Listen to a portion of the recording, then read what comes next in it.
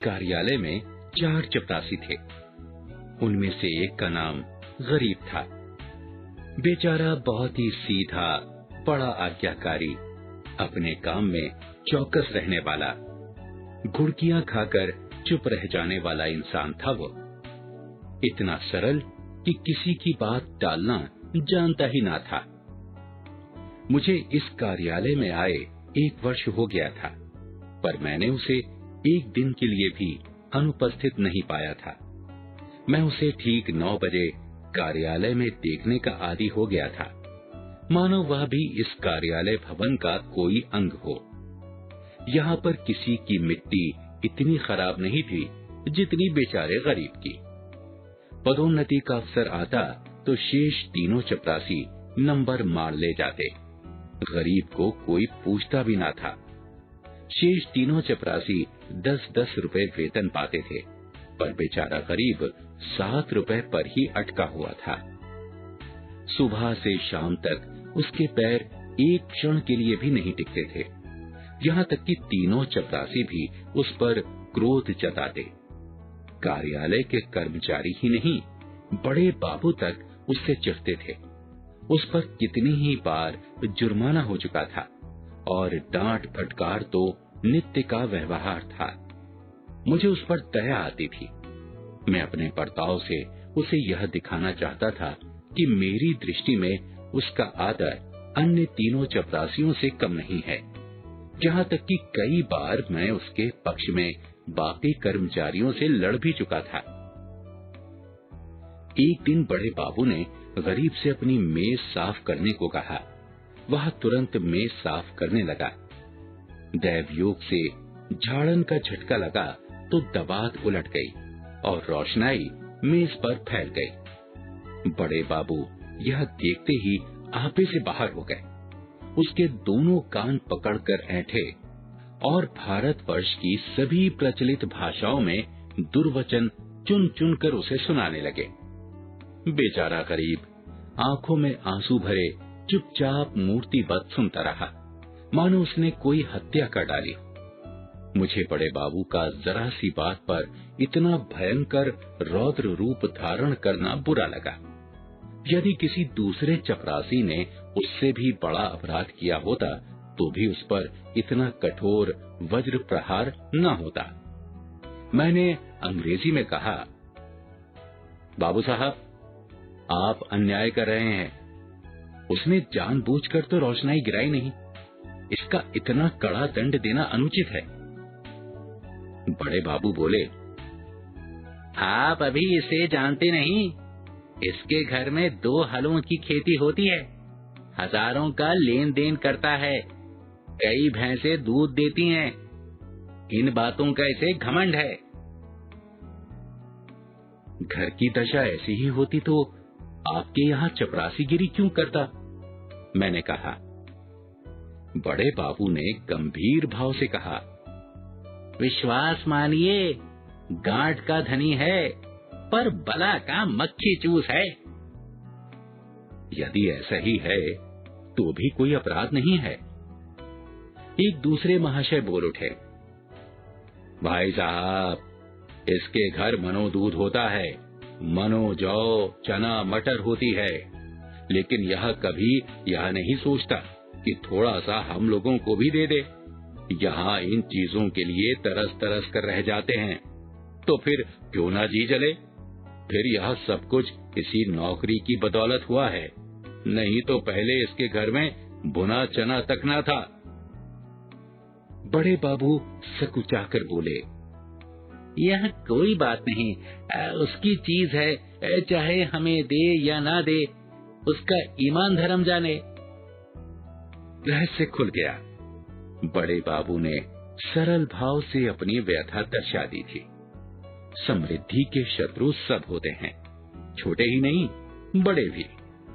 हमारी ससुराल या ननिहाल दरिद्र हो तो हम उससे कोई आशा नहीं रखते, कदाचित हम उसे भूल जाते, किंतु सामर्थ्यवान होकर हमें ना पूछें, हमारे यहाँ तीज त्योहार पर उपहार ना भेजें तो हमारे कलेजे पर सांप लौटने लगे। कई दिनों के बाद गरीब से बातचीत होने पर उसने हामी भरते हुए बताया कि उसके घर खेती किसानी है और गाय भैंसे भी हैं। गरीब ने दीनतापूर्ण आश्चर्य से कहा, हुजूर, मैं सरकार लोगों की क्या खातिर कर सकता हूँ? खेती में चना, मक्का, जौ, घास पात के सिवाय और क्या होता है? आप लोग राजा हैं, ये चीजें किस मुंह से आपको भेंट करूं? मैंने उसे समझाया, भला एक दिन कुछ लाकर दो तो फिर देखो कि लोग क्या कहते हैं। शहर में ये चीजें बड़ी मुश्किल से मिलती हैं। इन लोगों का जी भी तो कभी कभी ऐसी चीजों पर चला करता है।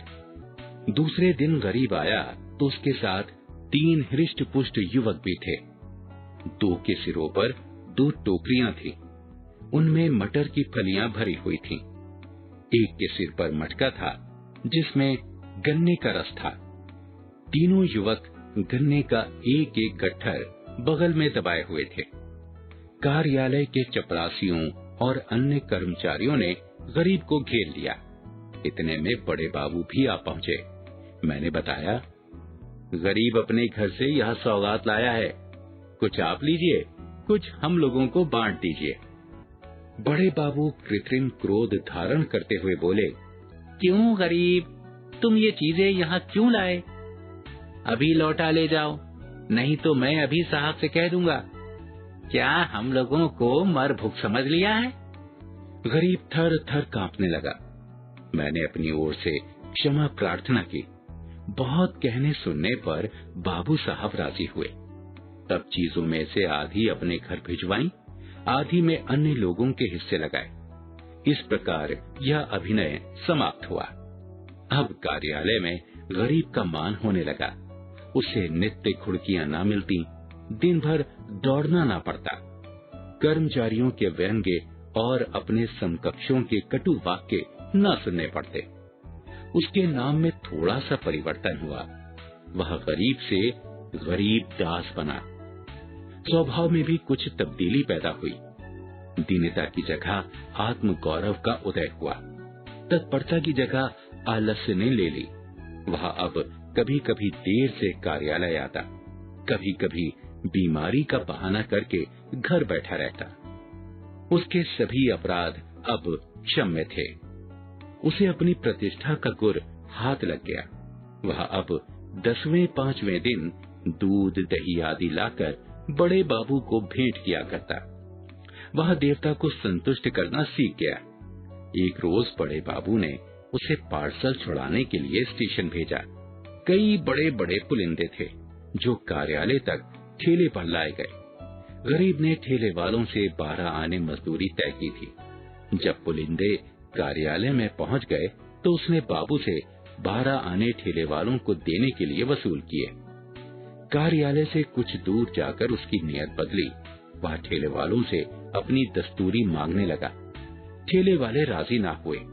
इस पर गरीब ने बिगड़कर सब पैसे जेब में रख लिए और धमकाकर बोला, अब एक फूटी कौड़ी ना दूंगा, जाओ जहाँ चाहो फरियाद करो, देखें हमारा क्या बिगाड़ लेते हो। ठेले वालों ने जब देखा कि भेंट ना देने से जमा भी गायब हुई जा रही है तो रो धोकर 4 आने देने को राजी हुए। गरीब ने 98 उनके हवाले की और 4 आने अपनी जेब के हवाले किए। वह नजारा देखकर मैं दंग रह गया। यह वही गरीब है जो कई महीने पहले सत्यता और दीनता की मूर्ति था। मुझे यह स्वभावांतर देखकर अत्यंत खेद हुआ। नेकी का बदी के रूप में इस रूपांतरण का उत्तरदायित्व किसके सिर था? मेरे सिर। शायद मैंने ही उसे धूर्तता का पहला पाठ पढ़ाया था। मेरे चित्त में प्रश्न उठा, इस धूर्तता से जो दूसरों का गला दबाता है, वह भोलापन क्या बुरा था जो दूसरों का अन्याय सह लेता था?